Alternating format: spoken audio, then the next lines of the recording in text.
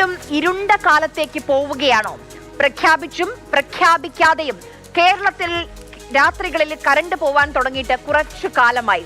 ചിലപ്പോൾ വൈദ്യുതി നിയന്ത്രണം ഉണ്ടാകുമെന്ന അറിയിപ്പുണ്ടാകുമ്പോൾ ചിലപ്പോൾ ആണെങ്കിൽ ആ അറിയിപ്പും ഉണ്ടാകാറില്ല. എന്തായാലും ഇന്നതാ അറിയിപ്പ് വന്നിട്ടുണ്ട്. ഇപ്പം സമയം 7:15 7 മണിക്ക് ശേഷം വൈദ്യുതി നിയന്ത്രണം ഉണ്ടാകും എന്നുള്ളതാണ് ഇപ്പോൾ KEB അറിയിക്കുന്ന കാര്യം.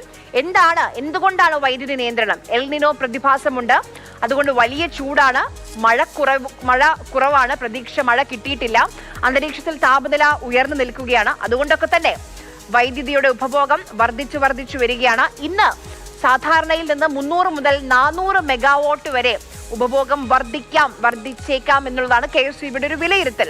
അത് മാത്രമല്ല, ഈ എൽ നിനോ പ്രതിഭാസം കാരണം ഈ പവർ എക്സ്ചേഞ്ചിലൂടെ വൈദ്യുതി ലഭിക്കുന്നതും കുറവാണ്. അതും ചോദിക്കുന്നത്ര കിട്ടുന്നില്ല പവർ എക്സ്ചേഞ്ചിലൂടെ എന്നുള്ളതാണ് KEB പറയുന്ന കാര്യം.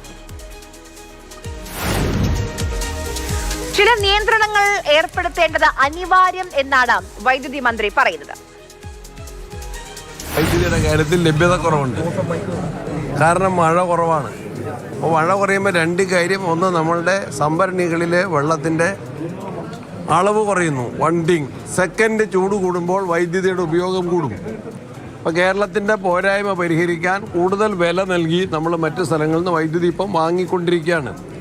അങ്ങനെ വാങ്ങി ഫുട്ബോൾ സമയത്തും രാത്രിയിലെ പീക്ക് ടൈമിലും വൈദ്യുതി സപ്ലൈ ചെയ്യാനുള്ള നടപടികളാണ് ഇപ്പോൾ സ്വീകരിച്ചു വരുന്നത്.